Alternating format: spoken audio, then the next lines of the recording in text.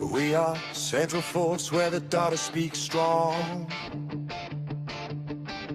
Market research specialists, we've been sharp this long. From Malaysia to Singapore, insights on the rise. 29 years deep. Hi everyone, Dr. Waqar here, back again with one of the episode of our podcast. And before even we start, I want to wish you a happy Chinese New Year, Ramadan Kareem to all of our Muslim friends, and I wish you the peace and prosperity of the month to everyone. So now let's jump to our episode straight away. That okay, what we're gonna discuss today, what we're gonna learn today, or what we're gonna research today. So today we're gonna discuss about our very own consumer trend report. I hope you will remember that I was keep on talking about this.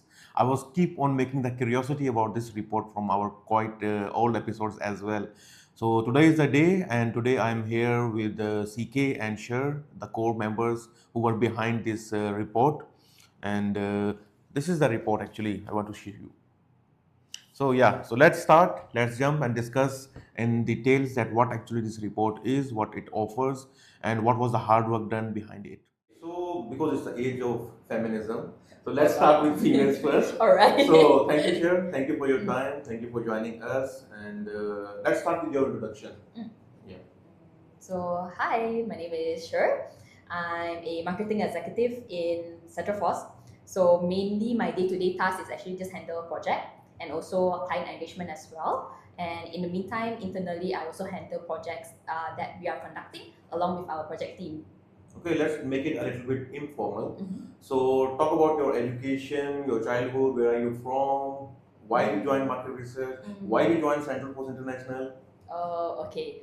A little bit about myself. Interestingly, I think I'm a minority race from Malaysia. Some of you might not know. I'm Siamese. So Siamese is actually a Malaysian Thai ethnic in Malaysia. And where I'm from, I was born in Kedah, but I was raised in KL all the way. Yeah. Education, right? Yeah. So funny fact is that I've moved a lot during my childhood. So I have 3 primary school, and it's over the states of Perak, Penang, and even in KL itself. And in high school, I was just in one school, which is in KL. And then education, I studied international finance in Sabah. And what else about me? Why you joined market research? Why I joined? you joined Central Interesting. Post? Yeah. So if you ask me, I always thought that I didn't know there was a thing called market research until I joined Central Force itself. So I came across Hurriedly and I saw the post of marketing executive. So I just read about it. I thought it's just a marketing normal job where a day-to-day task handling marketing campaigns and stuff like that. Up till, there's a thing called market research when I went to interview.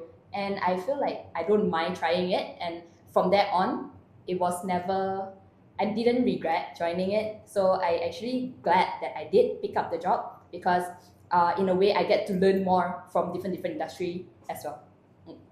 Thank you, Cher, for such a vibrant introduction. Yeah, actually very interesting. So let's move to the second star of that day. Right. Okay, CK. So how about you? Introduce yourself. Not the star? Okay. CK here from working as marketing executive in Central Force. So just call me CK. Well, people like that. That's a common name for myself. And then I'm from Ipoh. CK is champion kid, right? Not really, not to extent. But in fact, people like to call it Calvin Klein chicken. Just my initials that people can remember me better.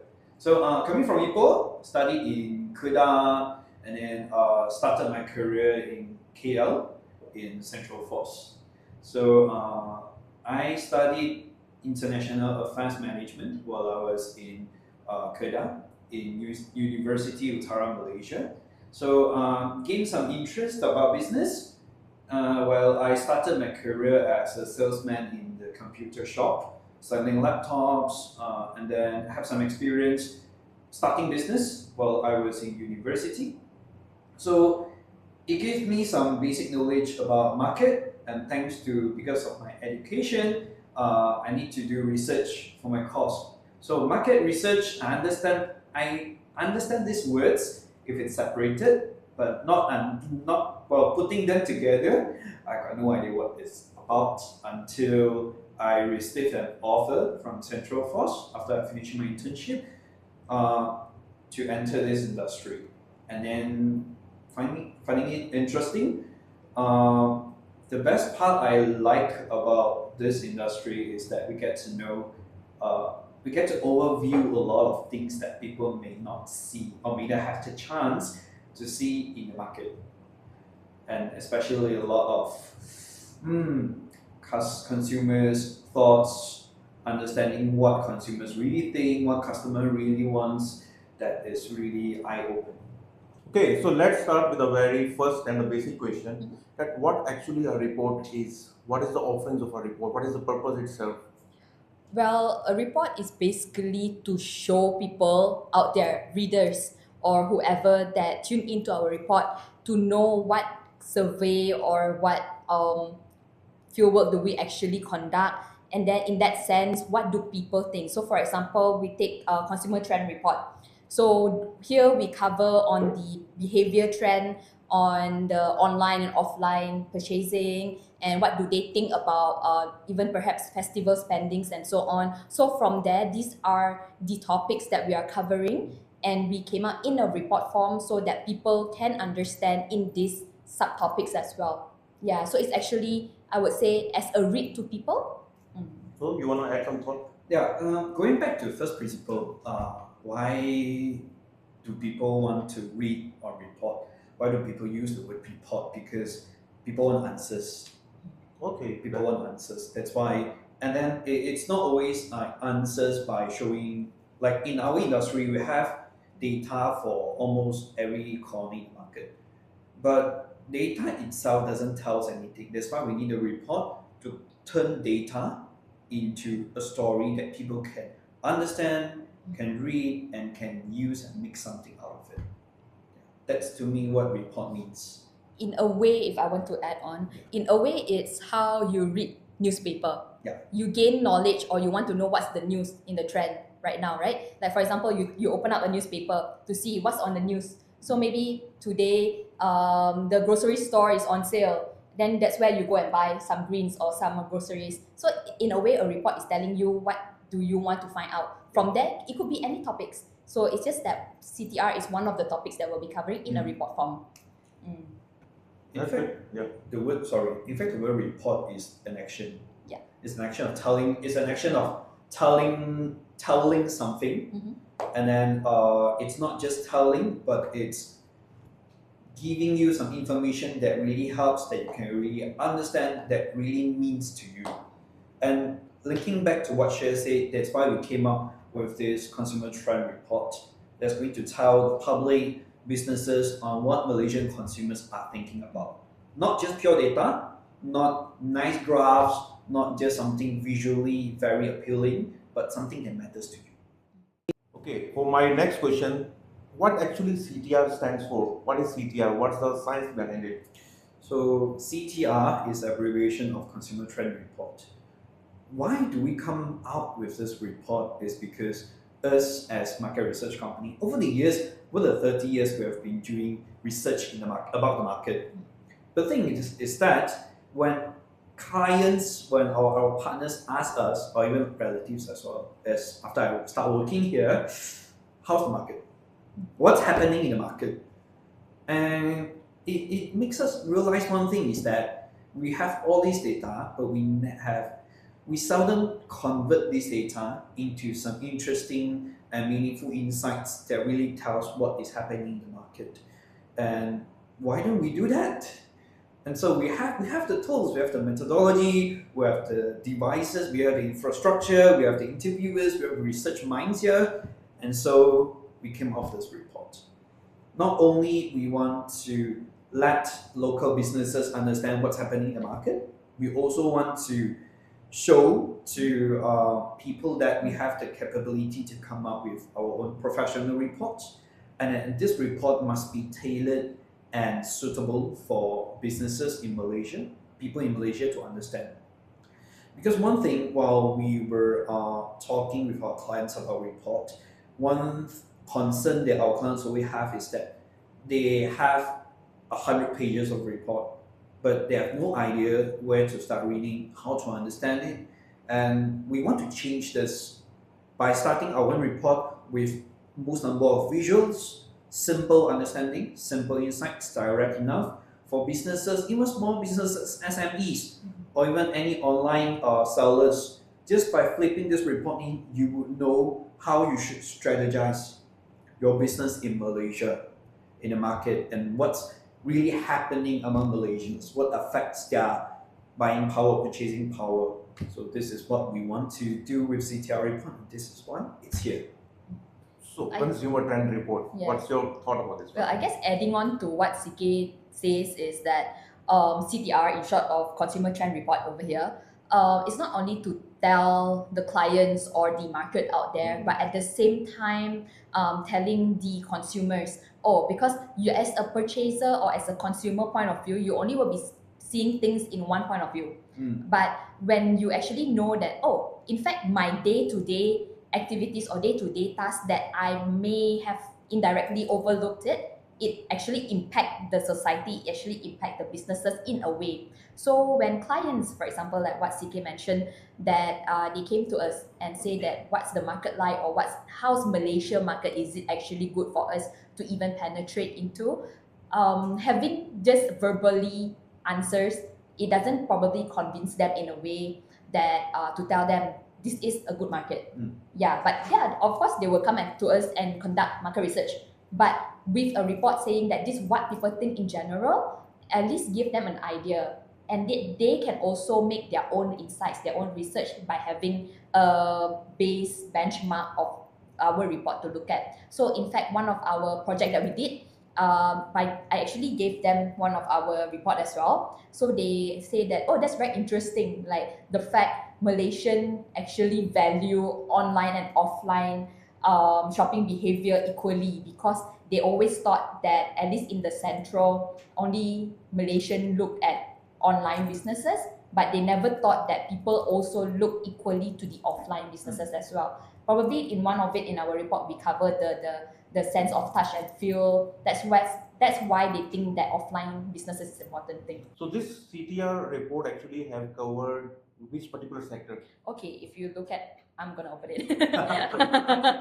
So because we did this a while, so let me just refresh my memory. We actually covered 4 main topics, where it's online shopping and e-commerce, and then one of it is also festive and seasonal uplifts, and then another thing is on the sustainability, which is the eco-friendly and product, and then even cover living hardship of people in Malaysia. So these 4 is where we came off, and in these topics, we covered everything in terms of consumer behavior, especially on online shopping or offline shopping, and then how does it impact in terms of festive season and so on, and what do people think about sustainability as well. Very interesting, very interesting.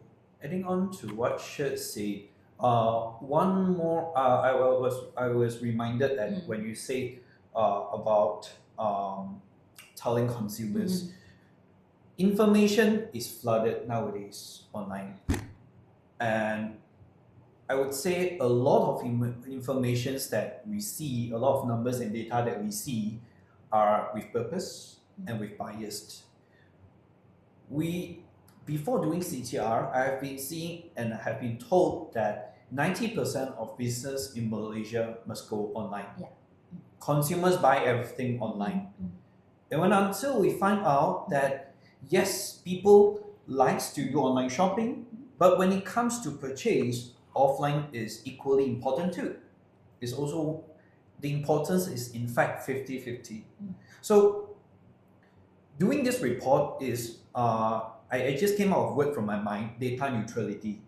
We want to come out with neutral data, least bias, and this is where, when information is flooded, verified or unverified information is flooded, and we are here to tell you that, at least I can assure you, CTR here is done neutrally, without bias, and it's reliable data you can trust.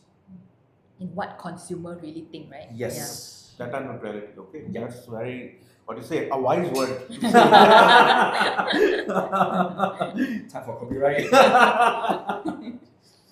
Okay, sure. So this was my very first Waqar Central Force report. First baby. First baby, yeah. So what was the peer pressure? What was the things you have to consider? What was the objective behind it? What was your thoughts?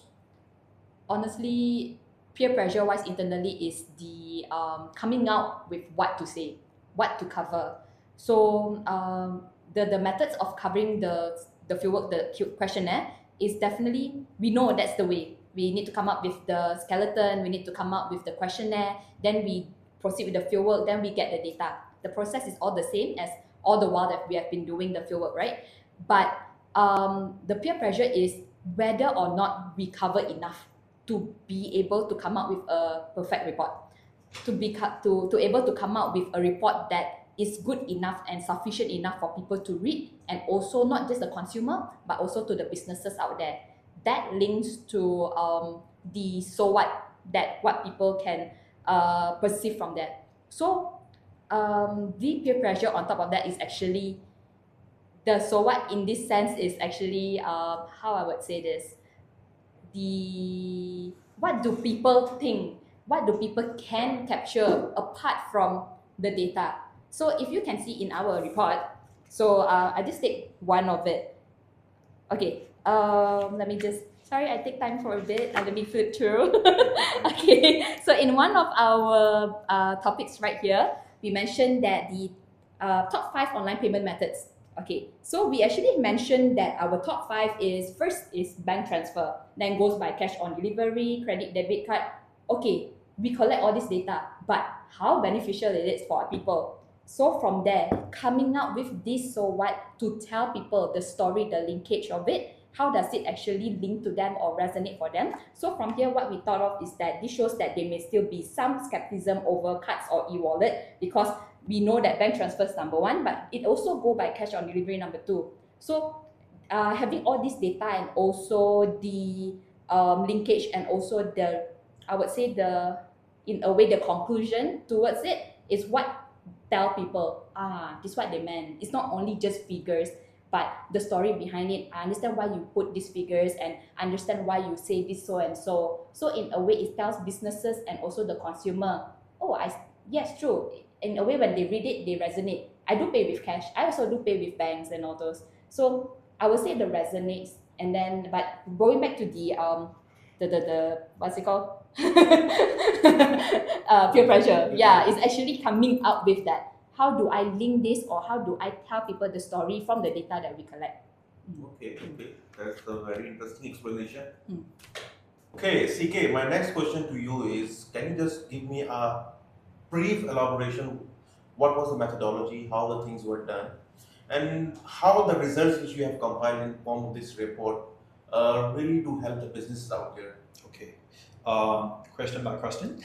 So first, regarding methodology, we are adhering to our company values: ethics, quality, care. Ethics and quality is always our important pillars while we are doing projects. So for this one, so we are finding for respondents, we use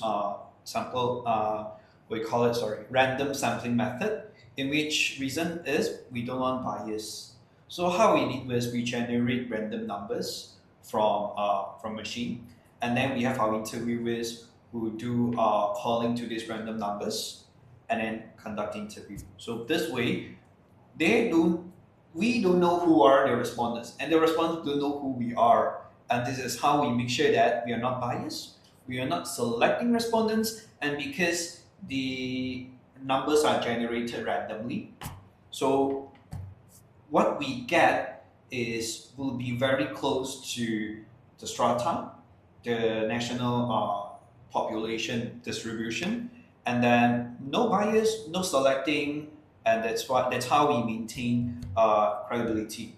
And also, while we are collecting this data, we use the CATI method. So full name is called Computer Assisted Telephony Interview. In simpler language, telephone interviews. I believe like our audience might have received calls from us, okay, from any time asking for a favor to do interview. All right, so this is the method. This is the method that we do. So selecting this way because we want to be able to penetrate through every corner of Malaysia. And so telephone penetration in Malaysia is so high, it's almost 100%. And while we want to reach to people in the Sabah, Sarawak, and even Labuan, so this is the most efficient way that we could do. So we use the CATI method. So this is how we ensure quality is there, and then the we call the ethics is there. We maintain it biased, so it's reliable. One more thing is that to ensure for data integrity, to ensure that the data we collected are all reliable, we have a specialized data assurance team, our DA team, to listen back to this audio to make sure that our interviewers are following the protocol while they are doing the interviews. So no bias, no, we call it prompting. They are not prompt to answer in the way that we want. They are given freedom to answer in any ways that they want. So that's how we ensure ethics and quality in this project, in our methodology. Lastly, care. Sorry? Data neutrality. Yes, neutrality and integrity. It's very important. So, and then what about care, our third value? So that reflects on how this report matters to businesses. When we want to come up this report, the first thing that we think is that how actionable can the insights be? Because we don't want to just put the report in front of you and then you ask me the question, so what? What's the next step? I have this data, your writing are super, but I don't know what to do. So this is a pressure to us, not only peer pressure that Cher mentioned, it's also an industrial pressure to us that we want this data, we want this report as simple, as actionable as possible. That's why you can see the so what's and the box reason column in this report. That's going to tell you if you find it difficult or you might not have the interest to read through everything, at least look at these quadrants. That's going to tell you what are the actions. So, and then one more thing is that while we are selecting these topics, we also concerned about, we don't just select based on our instinct or based on what our AI friend suggests, but we were selecting based on our industrial observation, what is the most on-demand information in the market. So, and that's why we can see we actually focus a lot on online shopping. Okay, online shopping. Festival is coming, CNY, Hari Raya. Businesses, especially SMEs, they want to know how to leverage their sales during these festivals. So we include this part into it. And so sustainability ecosystem. In Malaysia, ESG is coming up, and we want to also understand how potential is ESG in Malaysia. That's why we also included consumers' perspective on environmental and sustainable products. Lastly, living hardships. People in Malaysia, we can see, I would say, especially on social media, people discuss critically about how living in Malaysia is really like. But without numbers, these are just emotions. That's why we came out with this data, a chapter to really find out how Malaysians are really living. And also to find out for policies that have implemented in Malaysia, we want to measure how well does it helping people. Not to criticize anyone, but to understand how we could further strategize, help the authorities to further strategize, so it could impact more people. And that is what benefit to businesses about market and about your consumers. And most importantly, in this whole report is going to tell you how your consumer are living, thinking, behaving, so you would know. And especially, and also, it's analyzed in different states and region of Malaysia. So it's not just whole Malaysia, but you could surprisingly, interestingly find out that people in KL, in Penang, in Sabah Sarawak behave differently.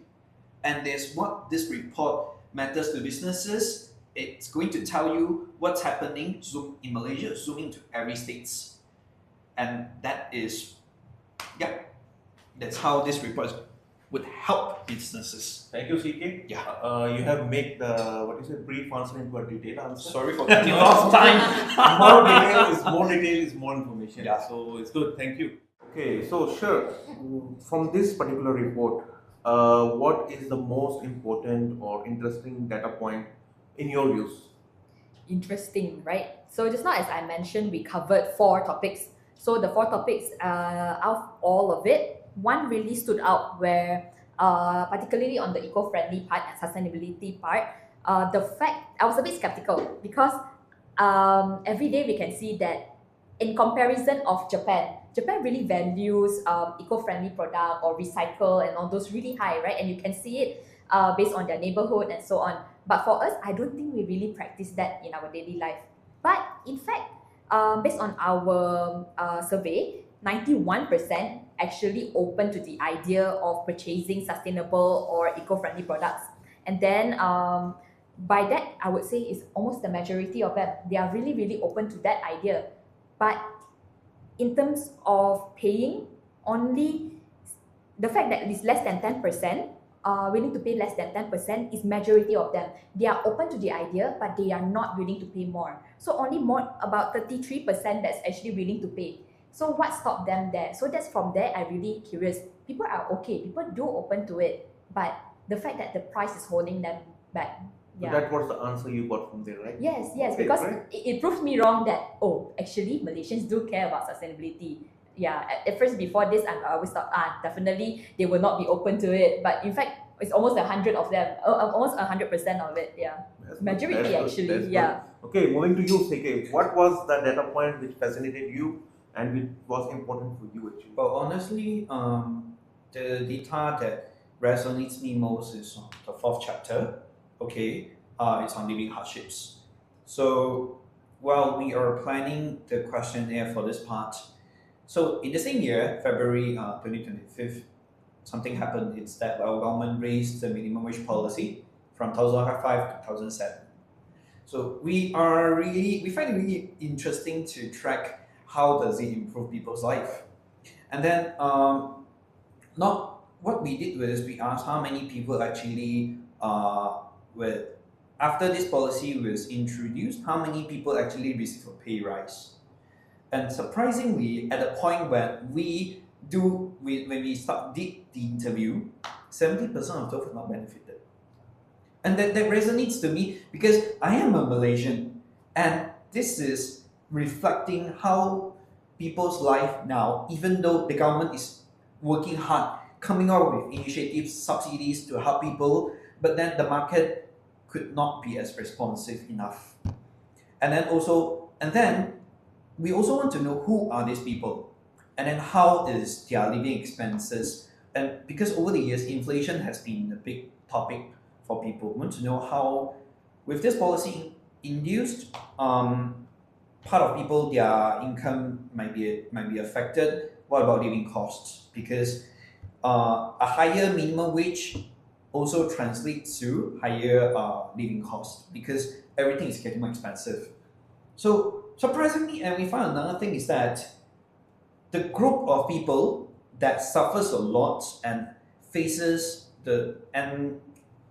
suffers from the highest amount of increase are not B40, it's the N40 group. Oh, Are those who actually earn 5,000 and above. So this also wows me because I'm from a B40 family. To me, everything is expensive and living is costly.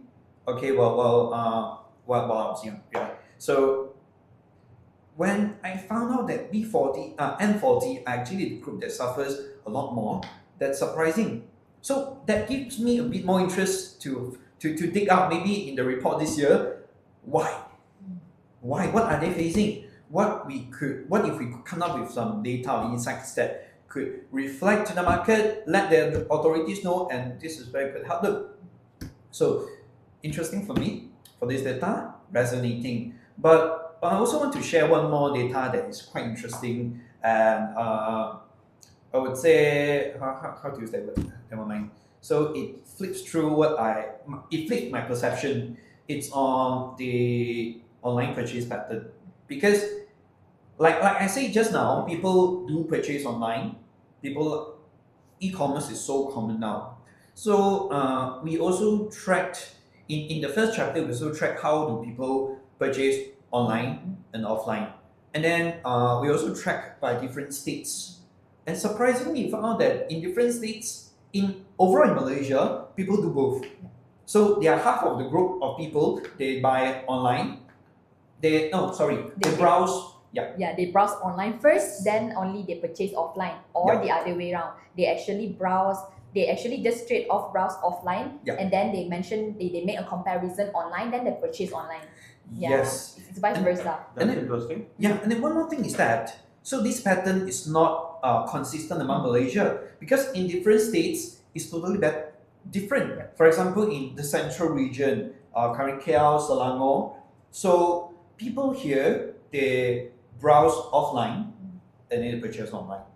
We have so many malls here. People browse but do not buy there. They would browse and then back home, it's time for online vouchers. Well, for big places to the east coast of Malaysia, it's different. People browse online, maybe through TikTok or through Shopee, and then they buy offline.